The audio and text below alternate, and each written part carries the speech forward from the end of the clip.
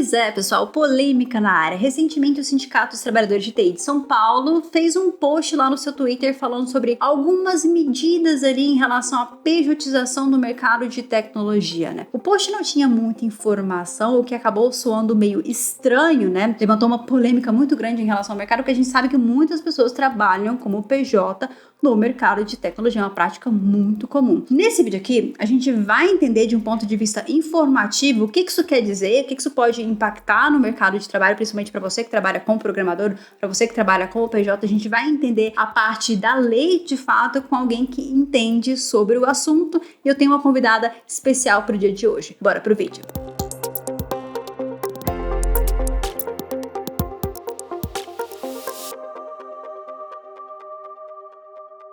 Olá pessoal, bora para mais um vídeo, eu sou a Carol Tequita, seja bem-vindo ao meu canal, a Tequita Dev. Hoje tá diferente aqui, que a gente tem um convidado especial. A Sara é minha irmã e ela é advogada, então eu tenho uma pessoa que tem experiência para poder ajudar a gente a entender o que tá acontecendo nessa área. Se apresente aqui pro pessoal. Olá pessoal, eu sou a Sara. Bom, como a Tequita falou, eu sou advogada e primeiramente é um prazer estar aqui, obrigada pelo convite, porque acho que é um assunto bastante legal da gente estar falando, um assunto polêmico, pejotização, e também é legal a gente sempre estar discutindo os nossos direitos, porque quando a gente conhece os nossos direitos é que a gente pode defendê-los e também brigar por eles, né? Então é muito legal estar aqui falando com vocês sobre isso. Gente, ela tem muita experiência, tá fazendo doutorado agora, tem mais de 13 anos de experiência aí, inclusive na área trabalhista, e bom... A bomba que eu tenho para trazer hoje é sobre esse post aqui do Sindicato dos Trabalhadores de TI. A ideia do vídeo é trazer informação, galera. A gente não tá trazendo opinião aqui justamente porque eu vi muita opinião na internet e eu queria entender o que de fato tá acontecendo. A primeira dúvida que eu tenho, que eu tô fazendo o papel da pessoa leiga aqui, eu queria entender o que é esse post aqui, porque a gente vê a postagem do sindicato aqui e eles falam sobre protocolar um pedido de compartilhamento de informação. Eu vi muitas pessoas comentando a respeito disso como se já fosse um pedido ali de alteração de lei. O que isso quer dizer de fato? Então, gente, pelo que a gente viu aqui, pelo que eu estudei da reportagem, da notícia que eles vincularam, é só um pedido de informação, né? Eles estão pedindo para que o Ministério do Trabalho dê a eles informações sobre as empresas que contratam profissionais de TI através de pessoa jurídica e através também de CLT. Eles estão querendo fazer um levantamento de informações sobre esse assunto. Isso é normal, porque esse é o papel do sindicato, né? Então, o sindicato, como órgão representativo da categoria, ele quer defender os interesses daquelas pessoas que são filiadas a eles, mas também, de uma forma geral, de todos os trabalhadores, né? Então, é o papel deles, realmente, requerer esse tipo de informação para que eles possam averiguar se a lei está sendo cumprida, se tem descumprimento de lei em algum ponto. Então, assim, nada muito alarmante, eu acho que é um procedimento comum que é feito tanto pelo sindicato quanto pelo Ministério Público do Trabalho, que averigua essas situações. Então, na verdade, é basicamente isso, né? Se eles vão fazer alguma coisa a partir dessas informações, aí vai depender do que eles vão averiguar à medida que o Ministério do Trabalho dê essas informações a eles, né? Se eles, por exemplo, verificarem que está tendo muita empresa infringindo a lei, eles podem propor ações contra essas empresas em específico, por exemplo. Mas eu já adianto que, assim, mudança da lei é uma coisa muito complicada. Não pode simplesmente propor uma ação para mudar a lei. Isso não é assim que se muda a lei. É através do processo legislativo. Tanto é que a gente viu que a nova reforma trabalhista ela demorou bastante tempo para ser aprovada, né? As discussões elas vinham há anos acontecendo, querendo uma reforma trabalhista. Então, assim, o processo de modificação da lei é um processo muito longo e tem um rito próprio, não é através de uma ação judicial. Então, a princípio, eles querem informações e se eles encontrarem irregularidades, provavelmente terão ações contra empresas em específico que estejam descumprindo a lei, porque nem toda empresa que contrata PJ descumpre a lei. Esse é um ponto bem importante. Eu acho que o que causou esse sentimento, assim, de não entender foi o texto. O texto tá um pouco estranho aqui, principalmente quando ele fala de internacionalização ilegal de mão de obra. A gente sabe que muita gente no mercado de TI trabalha para fora, então acho que isso pegou muita gente. Num índice que se aproxima a 40% da força de trabalho do setor. E eles falam também sobre a questão de impostos aqui. Ficou parecendo, lendo o texto, que a preocupação estava sendo muito mais um negócio do imposto do que com requerer direitos, assim, pelo menos olhando pelo texto. Então eu queria trazer essa informação de que, tipo, isso aqui é uma medida, já vai virar lei, alguma coisa tipo, então não, isso aqui é só uma informação e tal. Então calma, gente. Eles só querem informações para entender se realmente tem irregularidade. Agora, um ponto importante, pejotização, né? Qual que é a diferença de um trabalho, qual que tem que ser a diferença de fato de um trabalho como PJ e um CLT? Pois é uma pergunta muito importante, Carol, porque assim, a pejotização, por exemplo, é um termo pejorativo, né? Esse termo pejotização, ele nasceu a partir da mudança da lei trabalhista, quando muitas empresas começaram a substituir os seus empregados, que tinham ali a carteira assinada, por pessoas jurídicas. E é um termo pejorativo porque o que acontece? É a empresa substituindo os empregados por pessoa jurídica com o intuito de não pagar direito trabalhista. Vamos supor, eu tenho uma empresa de tecnologia, né? E eu tinha lá 6 empregados que trabalhavam para mim. Com a reforma trabalhista, eu transformo esses empregados em pessoas jurídicas, mas eles continuam fazendo a mesma coisa que eles faziam, do mesmo jeito como eles eram empregados. Então, o que aconteceu? Eu transformei esses empregados em pessoas jurídicas, por isso pejotização. Eu fui pejotizando as pessoas. Não é porque eu realmente precisava de uma pessoa jurídica, é só para eu não pagar os direitos trabalhistas, não recolher os impostos, porque fica mais barato para a empresa a contratação por pessoa jurídica. Mas ela não pode fazer isso se, na verdade, ela quer um empregado. E qual que é a diferença? O que um CLT, o que um PJ não pode ter, que ele poderia ser considerado CLT? Então, pra gente entender se é uma relação de emprego, Carol, a gente tem que ter 4 características. Então, a primeira característica é a pessoalidade. A pessoa jurídica, ela não tem pessoalidade. O empregado tem. O que isso quer dizer, Sara? Por exemplo, o empregado, ele tem que ir trabalhar todo dia. Ele não pode mandar alguém no lugar dele, entende? Por exemplo, hoje eu não tô afim de trabalhar. Eu vou mandar a Carol. Ela vai fazer as mesmas coisas que eu faço. Vou mandar ela hoje. Não, ele não pode fazer isso. Ele foi contratado, entendeu? A pessoa jurídica não. Por mais que seja uma pessoa jurídica de um sócio só, ela foi contratada como pessoa jurídica. Então, eventualmente, se aquele sócio não puder comparecer por algum motivo e mandar alguém que tem a mesma capacidade que ele para resolver a situação, o mesmo conhecimento, ok. Porque quem foi contratado ali foi uma pessoa jurídica. A segunda questão é a onerosidade, ou seja, você tem que receber um salário, né? O empregado recebe um salário para estar fazendo aquilo que você desempenha. E o salário, ele é igual ao longo do tempo, né? Então, por exemplo, porventura no meu trabalho ali tem um aumento de trabalho em um determinado período, eu não vou receber a mais por isso, porque o meu salário ele é fixo. Mas a pessoa jurídica, ela pode receber a mais. A outra característica é a subordinação. O empregado, ele é subordinado à empresa que contrata ela, o patrão. Então, o que significa subordinação? Você tem que obedecer ordens. A pessoa jurídica, ela já tem mais flexibilidade nisso. O empregado, ele tem jornada de trabalho. Ele entra às 8, sai às 18. Tem lá um tempo de almoço para ele? Ok. Então, ele vai cumprir essa jornada, independente se ele tem serviço, se ele não tem. Tem que sair para ir no médico? Atestado. Entendeu? A pessoa que contrata a pessoa jurídica, ela não tem domínio sobre a sua jornada. Se no final lá você entregou o seu trabalho, é isso que conta. E a quarta é a periodicidade, ou seja, você tem que trabalhar com frequência. Isso também acontece com a pessoa jurídica, claro, porque você tem que entregar um trabalho e tal. Esse é um ponto bem importante, essa questão da flexibilidade, né? Porque eu vejo muito, já vi situações de que empresas contratando pessoas com pessoa jurídica e exigindo que elas batam ponto como se fossem funcionários, né? Isso. Então, assim, gente, não é que todas as empresas fazem isso, né? Não é que todas as empresas são irregulares, né? Tem empresas que realmente vão contratar a PJ como deve ser, com flexibilidade de horários e tudo mais. Então, assim, não é que vai acabar o trabalho PJ. Eu acho que a questão é entender o que tá irregular nesse sentido, né? Porque se você vai pagar como PJ e tem essa relação diferente de direitos, você também tem que cumprir a lei no sentido de não exigir que ele seja um empregado. Dá só uma olhadinha nesses cursos aqui. Sabe onde você vai encontrar todo esse conteúdo disponível com apenas uma assinatura? Só na Backfront Plus. A Backfront sempre foi famosa pelo seu Bootcamp.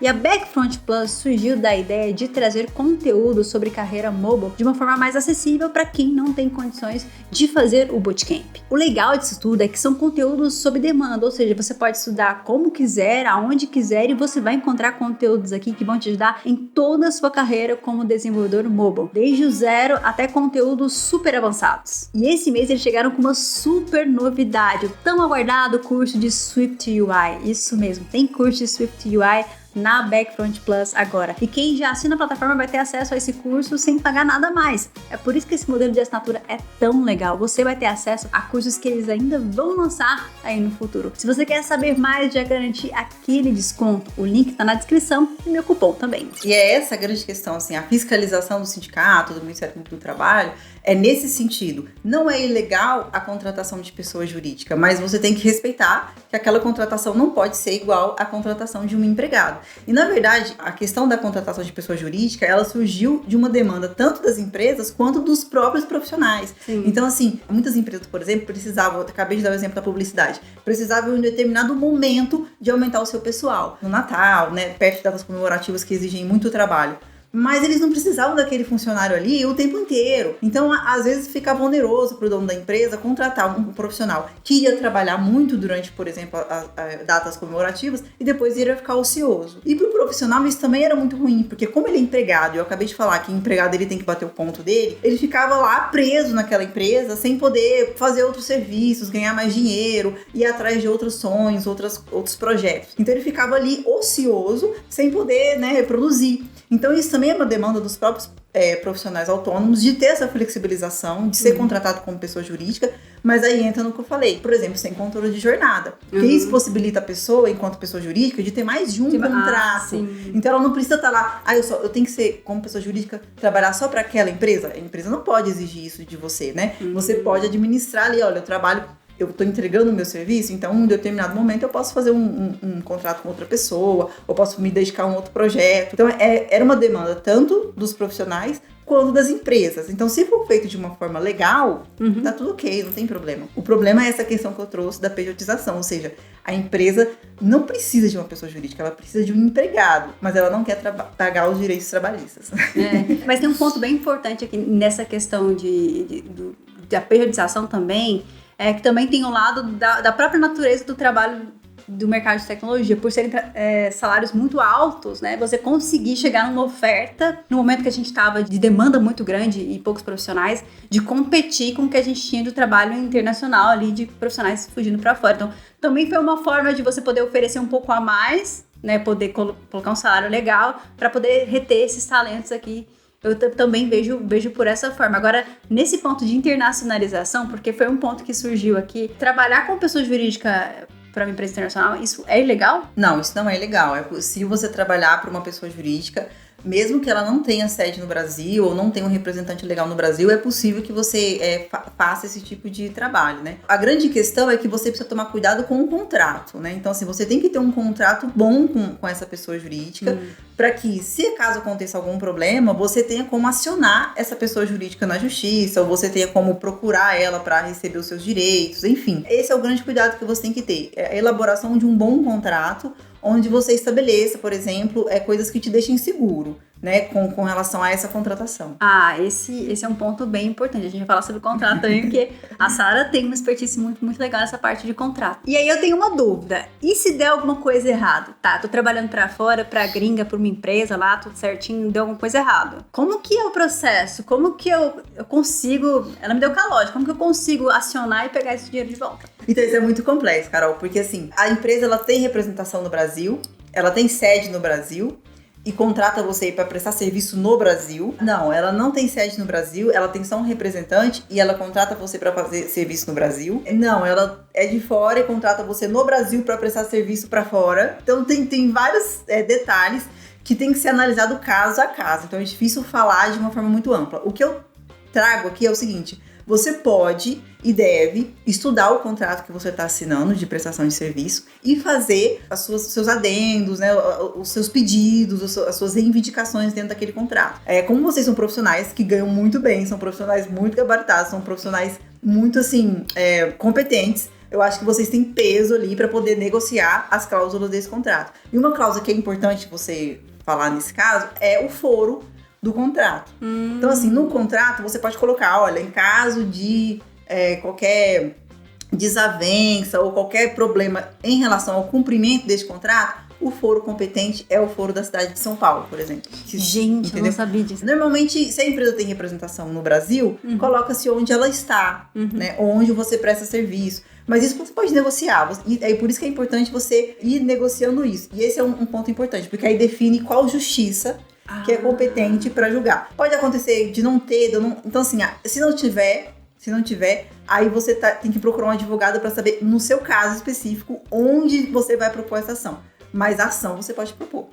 Sim. Entendeu? Sim. Nossa, muito bom isso, porque assim, o que eu vi foi uma série de desinformação, principalmente a respeito dessa questão de ser ilegal trabalhar para o exterior, né? E esse ponto que a gente falou aqui agora de como que você corre atrás disso. E outra dúvida que eu vi que comentaram aqui é, essa ação do sindicato, se isso, dependendo do que isso levar, assim, em termos de lei e tal, isso vale para todo mundo, apesar de ser o sindicato de São Paulo? Então, eu vou voltar a falar que ele não vai propor uma mudança de lei, porque o processo de mudança de lei, se mudar a lei, vale para o Brasil inteiro, mas a forma de se mudar uma lei é um processo legislativo, então é um processo muito complexo que vai envolver deputados, senadores, todo mundo. Então, assim, não é assim que se muda a lei. O que ele pode fazer é uma ação coletiva, por exemplo, contra uma empresa que está descumprindo aquela lei e conseguir uma decisão favorável, por exemplo, no sentido de, não pode se fazer determinadas coisas. Essa empresa, ela está descumprindo a lei porque ela está contratando empregado como pessoa jurídica para não pagar direito trabalhista. Então, provavelmente vai surgir alguma multa ali para essa empresa, alguma coisa assim. Então, assim, a princípio, essa decisão, ela vale pro estado de São Paulo, no caso do sindicato aí, vale para onde o sindicato tem atuação. Entendi. Mas, Carol, é importante a gente falar o seguinte: a partir do momento que eu tenho uma decisão, isso pode, com certeza, levar outros sindicatos de outros lugares do Brasil a falar, opa, peraí, então eu também vou investigar, porque pode estar acontecendo isso aqui no meu estado. Mas assim, e aí outro sindicato pode começar a fazer a mesma coisa. Porque a gente chama de jurisprudência, né? Então, assim, eu tenho uma jurisprudência favorável, uma decisão favorável nesse sentido, de multar uma empresa, por exemplo, porque ela está descumprindo a lei. Então, os outros sindicatos ficam mais espertos e começam a se mobilizar também. Mas veja que não é uma coisa que vale para o Brasil inteiro. É uma coisa que vai servir de reflexo para surgir outros pontos, outros focos de questionamento com relação ao cumprimento da lei. Mas, reforço, lei em si não é alterada dessa forma. Muito bom, Sara. E a gente tava falando de contrato, gente, eu já vou abrir o jabá aqui, porque já que eu não tô pagando, eu tenho que abrir o jabá pra ela.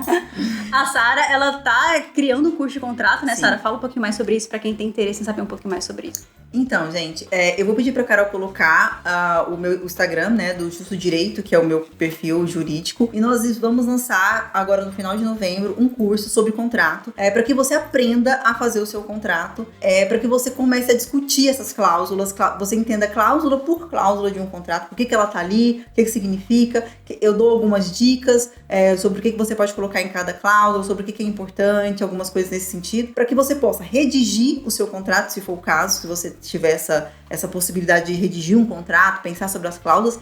Se você não puder redigir, se vem um contrato de fora para você assinar, que pelo menos você entenda e consiga contestar alguma coisa que não está muito legal para você. Então o curso vai servir para isso, é um curso onde eu vou disponibilizar um e-book para você baixar e ter ali para você estudar. Vão ter aulas também onde eu vou explicar e dar algumas dicas, e eu vou disponibilizar um arquivo em Word, onde você já vai ter um modelo de contrato para você já preencher ali de acordo com as suas especificidades, né? E aí nós vamos lançar esse curso no final de novembro, e para quem tá aqui assistindo através da Carol, eu vou colocar também, pedir para ela colocar aqui o link do WhatsApp, que você manda mensagem pra gente e a gente vai te cadastrar, porque aí a gente vai dar um presente ali pra quem tiver se cadastrando através do vídeo da Carol. Bom, Sara, muito obrigada por participar desse vídeo. Eu espero que vocês tenham gostado. Já comenta aqui se a gente parece ou não. Só o cabelo que não. Só o cabelo. Eu só tenho metade do cabelo. Então, assim, galera, espero que vocês tenham gostado. Comenta aqui, faz um comentário, que eu quero fazer com que a Sara crie conteúdo. Ela precisa criar conteúdo. Quero encorajar ela. A gente se vê no próximo vídeo e até mais. Tchau.